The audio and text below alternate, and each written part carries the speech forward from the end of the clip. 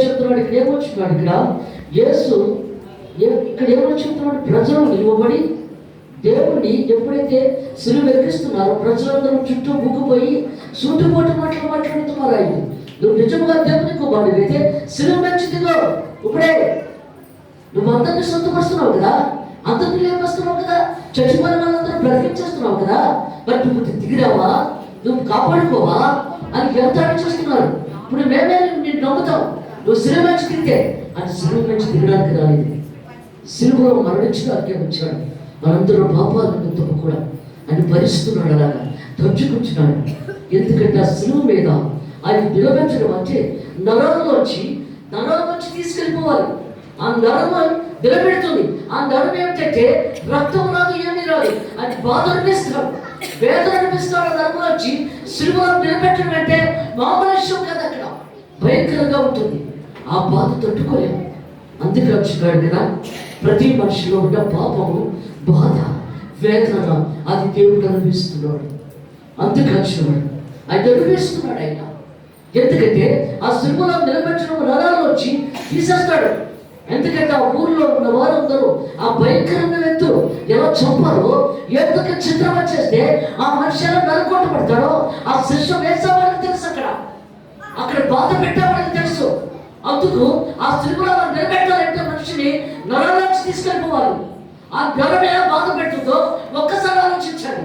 అందుకే వచ్చినాడు, అంత భయంకరమైన బాధ అనిపించాడు.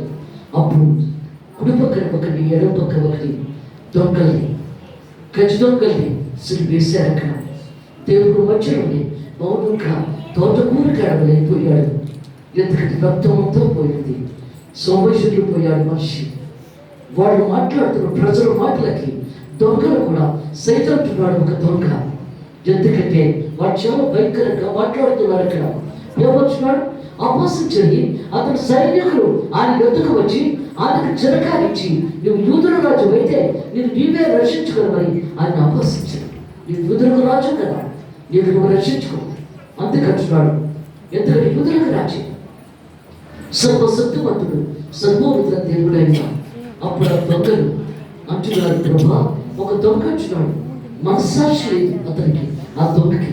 యేసు ప్రభు బాధను చూసి కూడా అతను ఆ మాట మాట్లాడుతున్నాడు, తండ్రి నీకు నువ్వు రక్షించుకొని మమ్మల్ని రక్షించవచ్చు కదా అని అడుగుతున్నాడు. అక్కడ నీకు నువ్వు రక్షించుకో, మమ్మల్ని కూడా రక్షించు, అప్పుడు మేము కూడా సంతోషపడతాం అని గర్వంగా అహంకారంగా మాట్లాడుతున్నాడు. అక్కడ అందుకంటున్నాడు, నీ మాటల్లోనే పాపం ఉన్నది, నీ మాటల్లోనే తప్పు ఉన్నది. మృదువుగా మాట్లాడాలి, మంచిగా మాట్లాడడం నేర్చుకోవాలి. కోపంతో క్రోధముగా మాట్లాడకూడదు. ఆ దొంగ కోపంతో క్రోధంతో మాట్లాడుతున్నాడు దేవుడితో ఇక్కడ.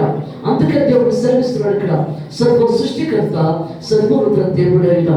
అప్పుడు అతను దొంగ ఏడుస్తున్నాడు, పశ్చాత్తాపంతో కుమిలి ఏడుస్తున్నాడు అక్కడ. ఎందుకంటే దేవుడిని చూచి, ఎందుకంటే దేవుని మాటలు జీవము ఉంటాయి. ఆయన ఒక ఎందుకంటే మనిషిని ఆకర్షుకుంటాడు యేసు ప్రభు, అద్భుతమైన జీవించే దేవుడు అయినా. ఎందుకంటే ఆయన మాటల్లో పవిత్రత ఉన్నది, పరిశుద్ధత ఉన్నది.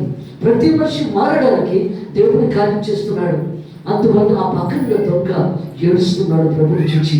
మనం తప్పు చేసాం, మన శిక్ష అనుభవించవలసిందే. ఏ పాపం ఎరుగని పరిశుద్ధుడు ఈయన శిక్ష అనుభవిస్తున్నాడు. నువ్వు దేవునికి భయపడవా? ఎంతవరకనే మనం దేవునికి భయపడుతున్నాం. అందుకే దేవుడు మాట్లాడుతున్నాడు, తల్లిదండ్రులకే భయపడలేదు, ఇక్కడ ఉన్నాం తల్లి ఎక్కడో ఉన్న దేవుడికి ఎక్కడ భయపడతామండి. అందుకే దేవుడు మాట్లాడుతున్నాడు, తల్లిదండ్రులకే మనం భయపడలేదు. అందుకే దేవుడు శపిస్తున్నాడు, దూరంలో ఉన్న దేవుడికి ఎక్కడ భయపడగలరు. అప్పుడు అంటున్నాడు, ప్రభా నువ్వు పరలోక నుంచి వెళ్ళినప్పుడు నా గుడి పక్కన ఒక దొంగ ఉండేవాడు కదా, జ్ఞాపకం చేసుకో ప్రభా. అందుకే దేవుడు మాట్లాడుతున్నాడు, జ్ఞాపకం చేసుకోవాలి. మనము కూడా దేవుడిని అడగాలి, ప్రభా నీ రాజ్యంలో నన్ను ఒక్కసారి జ్ఞాపకం చేసుకోవా ప్రభా.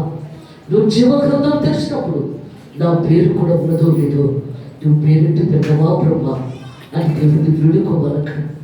ఎందుకంటే దొంగ పశ్చాత్తాపంతో కుమిలిపోతున్నాడు, ఏడుస్తున్నాడు అక్కడ. అందుకే దేవుడు మాట్లాడుతున్నాడు, నాతో పాటు నువ్వు పరదేశంలో ఉంటావన్నాడు. మనిషి దేవుడు అలా మర్చిపోయి అలా ఉన్నా తన పని వదలలేదు. ఎందుకంటే అంత బాధలో కూడా తన బిడ్డల్ని శోభించే మనసు అక్కడ ఉన్నది. వాళ్ళు అడిగిన దానికి జవాబు చెబుతున్నాడు అక్కడ. అంత బాధలో కూడా నాతో పాటు నువ్వు పరదేశంలో ఉంటావు.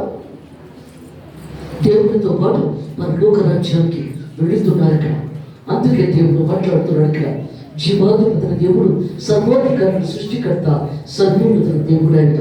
బాప్తిసం తీసుకోలేదు దొంగ.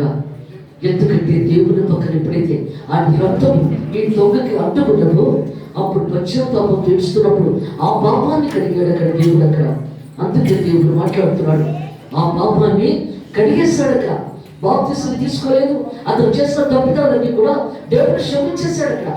క్షమించేసి నాతో పాటు పరమేశ్వరం ఉంటాడు దేవుడు అక్కడ. రండి 3వ పాఠం.